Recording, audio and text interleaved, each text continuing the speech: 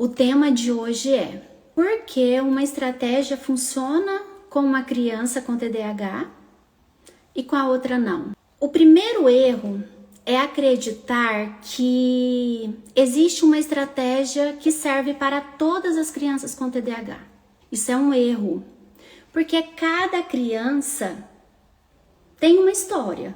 Embora tenham o mesmo diagnóstico, as crianças são diferentes. Vamos pensar que uma professora, ela tem 3 crianças com diagnóstico TDAH. Uma criança predominante desatento, a outra criança predominante hiperativo impulsivo e a outra criança combinado. Então, o que essa professora precisa entender? Que as 3 crianças têm o mesmo transtorno, porém predominâncias diferentes. Só que não é só isso. Tem a questão da idade da criança, as funções executivas mais ou menos comprometidas, tem a questão do ambiente familiar, tem a questão também da presença de outras condições associadas. Então, às vezes a criança é TDAH e autismo, o outro aluno pode ser só TDAH. Existe a questão também do quadro. Se uma criança é quadro leve, a outra pode ser quadro moderado e a outra criança quadro grave. Então, tudo isso precisa ser visto, precisa entender muito bem. O que realmente faz a diferença é observar essa criança. É muito importante observar quais são os interesses que motivam essa criança. E também, gente, o que é importante? Quais habilidades essa criança precisa ser desenvolvida? Então, olha só, precisa conhecer que tipo de TDAH essa criança tem, precisa conhecer os sintomas mais intensos, precisa conhecer o que motiva ela, o que chama a atenção dela, o que gera interesse nela. E o professor também precisa entender quais as habilidades que essa criança precisa ser desenvolvida. E o segredo é esse, é conhecer essa criança. A família inteira precisa entender para saber o que funciona com ela. E na sala de aula, o professor precisa entender. Eu vou dar um exemplo de uma criança que eu atendo. A criança que eu atendo, ela gosta de fazer receitas e ela gosta também de vídeos. Então, ela gosta de editar vídeos. Ele faz curso disso, então chama muita atenção dele. E aí, para organizar o atendimento com ele, o que eu precisei fazer? Primeira coisa, eu precisava conhecer os interesses dele. Eu precisava conhecer o que chamava a atenção dele. Eu precisava conhecer qual o tipo de TDAH que é o dele. Eu precisava conhecer o que motivava muito ele. Eu descobri que ele gosta de fazer receita, que ele gosta de vídeos, que ele gosta de editar. E aí que eu organizei o atendimento para ele. Uma receita, deixa eu dar um exemplo para vocês. Quando eu vou fazer a receita com eles, quais habilidades nós trabalhamos? É trabalhado a atenção, é trabalhado a concentração, é trabalhado a autonomia, é trabalhado a organização e é trabalhado planejamento. Só que é trabalhado de forma prática. É uma atividade prazerosa. Quando a gente vai fazer receita, é ele que eu entrego a receita e fico do lado, lógico, né? O adulto tem que estar junto. Eu entrego a receita e falo para ele quais os ingredientes que tem nessa receita. Aí ele lê todos os ingredientes. Aí eu explico, então agora é a hora de organizar os ingredientes na mesa. Então já trabalho organização. Ele precisa se concentrar também na hora da atividade. Então eu deixo ele pegar os ingredientes, organizar na mesa. E ele precisa ter atenção para a receita dar certo. Ele precisa se concentrar. Eu estou também dando autonomia para ele. No final, terminou a receita, é organizado, é tudo organizado. Teve uma dessas receitas, eu falei para ele assim: você sabe lavar louça? Aí ele ficou meio assim, eu falei: hoje eu vou te ensinar. Eu vou te ensinar você organizar tudo que a gente usou. Então isso é dar autonomia. Numa simples receita, que parece algo simples, olha quanta coisa foi trabalhado. Mas lembrando que cada criança é uma criança, lembrando que é algo que ele gosta. Pode ser que o filho da Ana, por exemplo, não gosta disso. Pode ser que o Joaquim gosta de plantar, de cuidar da horta. Olha quanta coisa trabalha nisso.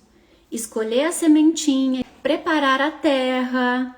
Então tudo isso vai trabalhar planejamento, vai trabalhar concentração, vai trabalhar atenção, vai trabalhar organização, vai trabalhar autonomia. É importante conhecer a criança.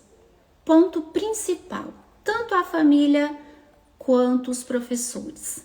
E saber exatamente o que eu posso trabalhar para essa criança se desenvolver. E eu vou dar exemplos práticos para vocês agora, para vocês entenderem.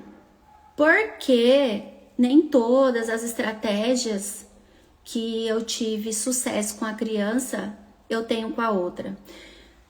Eu vou dar um exemplo agora. Faz de conta que eu sou professora. E a minha estratégia é dar mais tempo para fazer atividade. Eu tenho uma criança desatenta na sala e tenho uma criança hiperativa. E a minha estratégia é dar mais tempo para fazer atividade. Para o desatento, dar mais tempo para fazer atividade costuma ajudar, porque ele precisa de mais tempo para processar as informações. Já para o hiperativo, essa estratégia muitas vezes piora. Quanto mais tempo disponível, maior a chance dele levantar, dele conversar, dele perder o foco. Então, olha só como a mesma estratégia não funciona para duas crianças. Por que não funcionou? Porque uma é predominante desatento, a outra criança é hiperativa. Vamos dizer que a professora usa a estratégia pedir para a criança ficar sentado o tempo todo. A professora tem duas crianças com TDAH na sala, sendo que uma é desatenta e outra é predominante hiperativo. E ela usou essa estratégia, pedir para que fiquem sentados o tempo todo. O que acontece com o desatento? Normalmente, o desatento consegue permanecer sentado, porque aquela criança quietinha, ela fica ali o tempo todo. Então, para essa criança, essa estratégia funciona. E para o imperativo? Não, para o imperativo não. Tende a aumentar a inquietação. Se a professora falar, peço que todos fiquem sentados, para a criança hiperativa, isso pode até aumentar a inquietação. É mais eficaz para essa criança hiperativa permitir momentos planejados de movimentos, que ela se movimente, porque ela funciona melhor assim. Outro exemplo de estratégia: esperar a criança terminar para depois elogiar. Para o desatento, costuma responder bem ao reconhecimento do resultado. A professora esperar que ela termine toda a atividade para elogiar. Para o desatento, isso funciona. Para uma criança hiperativa, geralmente ela precisa de reforços positivos durante o processo, não apenas no final. Então, no processo da atividade, a professora percebeu, a mamãe percebeu, está conseguindo, então não precisa terminar para reforçar. Durante a atividade você vai elogiando. Olha, parabéns, você já conseguiu essa primeira atividade, vamos para a próxima atividade. Então você está de parabéns. E aí você vai elogiando a cada evolução dele. Já o desatento, ele funciona você elogiar só depois que ele terminar. Perceberam a diferença? Gente, é muito importante vocês entenderem que o diagnóstico pode ser o mesmo, mas a necessidade não é. Quando tratamos todas as crianças com TDAH da mesma forma, nós corremos o risco de dizer que a estratégia não funciona. E não é verdade. Na verdade, o que não funcionou foi a escolha da estratégia para aquele perfil. Entende? Então, nesse processo, é importante o que eu venho falando sempre. É importante o papel da família e o papel da escola. A receita é tanto a família buscar entendimento quanto a escola buscar entendimento. Essa parceria é muito importante. Não existe, eu quero deixar uma frase para vocês aqui, ó. Não existe criança difícil. Existe uma criança que ainda não encontrou a estratégia que respeita a forma como seu cérebro aprende. Porque o sucesso dessa criança, eu sempre falo, eu uso muito essa frase, depende de uma família que compreende, de uma escola capacitada e o especialista alinhado à necessidade dessa criança. A família tem que buscar ajuda, sim, tem que buscar entendimento, tem que ser treinada. O meu último treinamento para pais e profissionais da educação e da saúde foi em maio. Então, quem tiver interesse em participar do próximo, pode me mandar mensagem, que eu vou colocar você na lista. E assim que eu fechar a data, eu aviso. Então, é muito importante quem ainda não participou, participar. Combinado? E eu estou terminando o material TDAH na escola. Como lidar com um aluno desatento, hiperativo e impulsivo. Ele é um material, gente, que ele tem todos os sintomas. Eu coloquei os 18 sintomas nesse material. Os 18 sintomas, os 18 critérios de acordo com o DSM-5. Tá nesse material. E o que vai ajudar vocês, quem tá na escola? Você já sabe qual é o sintoma mais intenso do seu aluno, só que você não sabe que estratégia usar que vai funcionar para ele. Então, nesse e-book vai estar lá cada sintoma e embaixo desse sintoma todas as estratégias e ferramentas que você pode utilizar para trabalhar com essa criança. Então vai facilitar demais o trabalho do professor. Quem tiver interesse, me manda uma mensagem que eu encaminho esse material. Eu costumo dizer que o entendimento traz leveza para o professor e traz harmonia no lar dessa família. Porque quanto mais a gente entende, mais fácil fica o trabalho.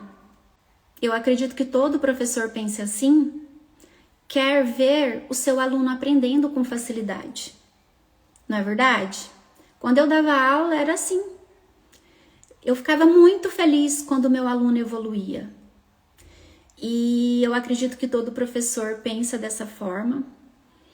Para isso, a gente precisa entender que o cérebro com TDAH é um cérebro diferente e que aprende de forma diferente. E eu espero vocês no próximo encontro. Toda terça-feira, às 19 horas, aqui para o nosso estado, 20 horas, horário de Brasília. Ajuda a divulgar esse encontro, porque tem muitas famílias perdidas, tem muitos professores sofrendo em sala de aula, sem saber como lidar. E eu estou aqui para ajudar vocês. Beijo, beijo. Boa noite. Fiquem com Deus. Uma semana abençoada.